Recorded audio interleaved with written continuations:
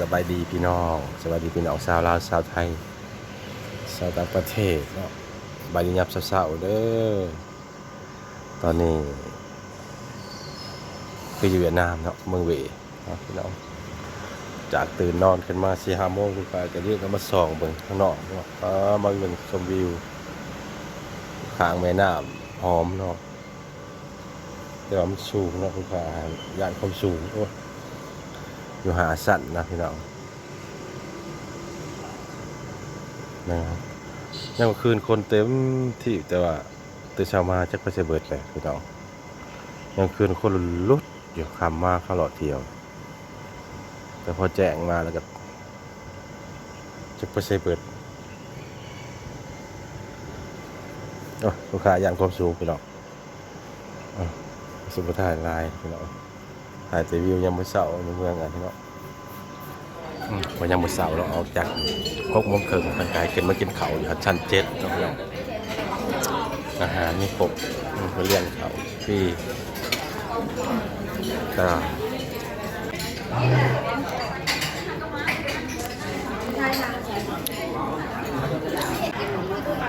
ตอนนี้ก็กินข้าวกินน้ำเรียบร้อยแล้วพี่น้องเลย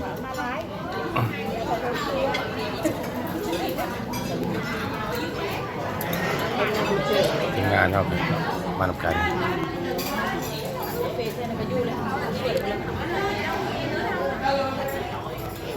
อาหารก็มีครบแต่พี่น้องเลยมาโรงแรมเนาะอย่างนี้ก็มีเบิดมาหวานสุก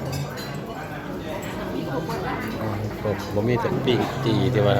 ร้านบ้านนอกกันแหละร้านในเมืองมีครบเนาะ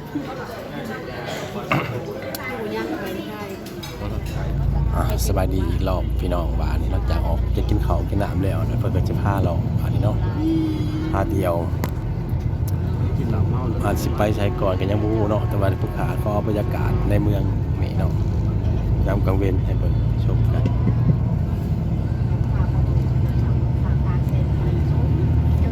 เมืองเวเนาะฮัลโหลสบายดีตอนเช้าม้อยลายบ่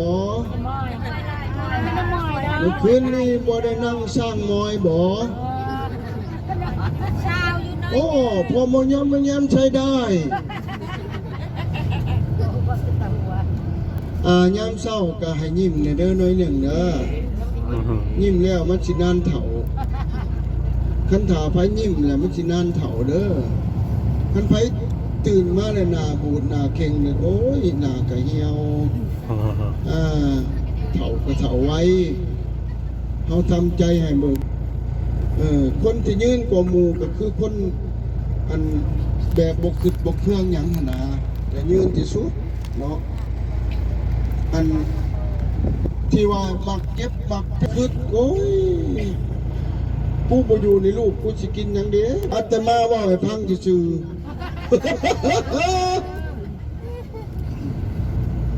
เห็นบอกคันบ่ว่าบ่ได้หัวดอกใส่งอนโมลินโดยจะบ่ได้ถามเลยนะนี่เห็นบอกเจ็บงอนแงนเลยมักเป็นได้ขึ้นหลายอย่าปล่อยวางหน่อยนึง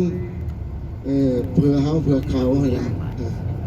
ออกจากบ้านเป็นของเขามาเฮือนเขาเป็นของเขาอย่าหัวมันละของจะตายนะนี่ยังดอกเนาะย่างขนาดของแฮมอย่าตื่นนะ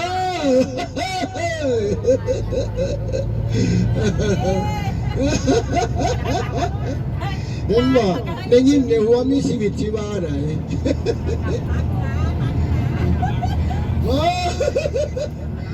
หัวเทียนไอออนสิภาษาอยู่ใสสากอยู่งามขาจอมใจสิสากได้อยู่บนหอหัวเทียนน่ะอันนี้กันบูดเด้อกันบูดย่ามันบ่ให้ซีเรียสเนาะตื่นมาแล้วให้ยิ้มให้หัวแล้วก็เบิกบ้านมุ่นชื่นเฮาก็สิสบายใจเฮาดอกจ จือเอาเด้ออ่ะมีแต่ห้อง403เนาะลืมโมงแต่ว่าบ่มั่นใจว่าปะอยู่ไสเนาะกะเบิ่งคอยซอกคอยหาก่อนจังทวนขึ้นก็ได้เด้อบ่เป็นหยังทั้งโรงแรมเขาหันจัดหาให้หมดแล้วเนาะ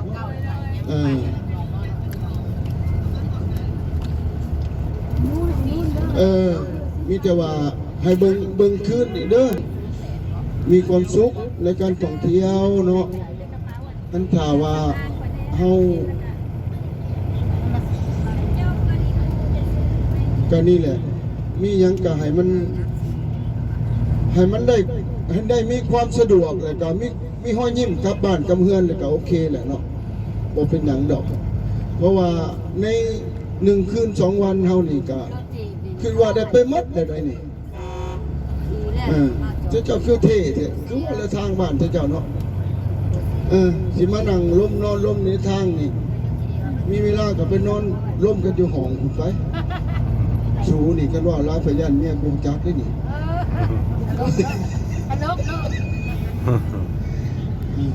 ก็บ่เป็นหยังดอกเนาะแต่สำคัญก็คือเครื่องของเฮาและทวนขึ้นอีกทีนึงแล้วเถื่อผัดเมื่อหอดพุ่นเป็นยังโอ้ยใช้ฉอยกูปลดในกล่องมอนนะเพราะว่าก็ได้ขึ้นในเพจอำนวยเพิ่นมาสุดนั้นลืมอยู่เกระตุงจนเมื่อหอดสวรรค์ห้อยวงเจ้าถามมันเบิ่งลูกข่อยใช้ฉอยพระข่อยอยู่ในกล่องมอนนะว่าป๊าดตัวหอดสวรรค์เลยเอากระทวงตายโลดบาดโทรมายังจบเจือได้มาแล้วเขาผ่าเมื่อไหร่ยังว่าเจ้ากับชัดชื่ออันนี้ได้อันนี้ก็บอกเป็นยังดอกมันโรงแรมระดับ3 ดาวขึ้นเมื่อแหละสบายเพราะว่ามันมีผู้กาเกียมหรือว่าสถานที่เรื่องของนอนหันเลยก็พวก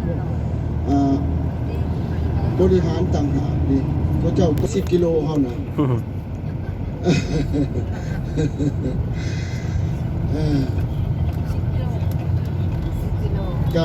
ก่อนมันสีไว้ได้ฮะมันมีมอเตอร์แล้วมันมีมอเตอร์จับไว้แต่ละคันน่ะเขาใส่ระบบไฟแล้วเด้อเขาเคยแล้วยังว่าจากนี้แล้วเนาะอาหารเศร้าเขาก็สบายแล้วเนาะพูดแล้วประมาณเที่ยงเขาจะสิพากินข้าวเที่ยงเนาะเพราะว่าย่ำเศร้าจะนี่หาเที่ยงก็สิคือสิบ่ทันหิวดอกฉะนั้นจังว่า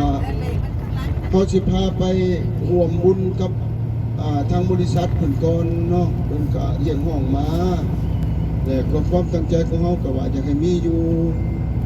ก็ไปเล็กๆน้อยๆเขาสิมาแวะเทนโมนั้นสะพานออกจากวัดเทนโมแล้วก็สิมาแวะพระสวังและตลาดดงบ้านนี่คือสิแม่นอาหารเที่ยงแล้วจังสิพามาลงเนาะแต่ว่าทุกจุดที่เขามีในโปรแกรมกับบริปะเนาะสิบริปะจักอันเลยครับแต่พี่น้องให้ได้หมดได้3 จุดนี้เนาะจังว่าคือนักมานี่เนาะบีแบ่งกันไปอาหารเที่ยงแล้วเขาจังคอยมาลงตลาดวิวก็งามเลยท่านั้นฟูงามเลย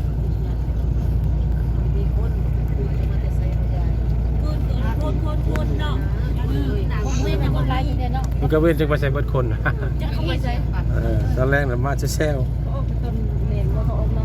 อากาศงดมากเลยเนาะบรรยากาศที่เราเมื่อคืนนี่ก็คือสีรับสบายเลยเนาะแต่ละห้องเนาะมีน้ำเหือง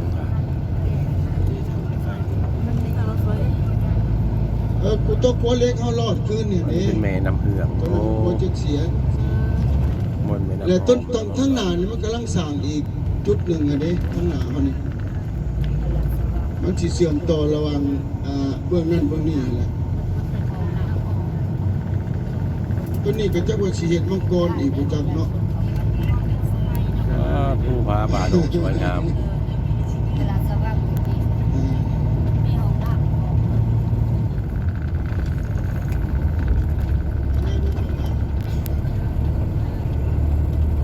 ก็เว้นแต่น้องมันน่าจะเป็นเสียไปอะไรเนาะ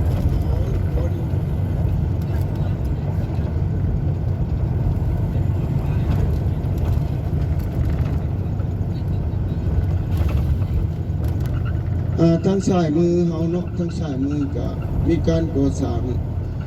ขัวขึ้นไม้แห้งไม้อีกเพราะว่าสายน้ำนี่โอ้ยสายน้ำอุดมสมบูรณ์นี่เหรอบ้านเขาเจ้ามันมีแม่น้ำมีสายน้ำหลายสายน้ำก็สำคัญก็คือการเห็ดนาเขาเจ้านั้นมันได้3 ฤดูกันภาคใต้เลยมัน4 เทื่อต่อปีเห็ดนานะ ซีคือมัน7 เดือนเลยเกี่ยว และภาคกลางนี่3 เทื่อต่อปี 3 เดือนเกี่ยวก็เฮ็ดรถเกี่ยวให้ได้แล้วก็เกี่ยวไปเฮ็ด มาหอดแล้ว ใส่โป่งว่าให้ หาเที่ยวซ้ำนี่ก่อนพี่น้องเลยเนาะเลาะในเมืองแล้วก็มาต่อสายชายน้ำเมืองวันนี้ก็เอาสปีดคลิปซ้ำนี่ก่อนพี่น้องเลยเนาะ ในขณะเฮา2 บัตรก็ ต่อไปเด้อพี่น้องสบายดี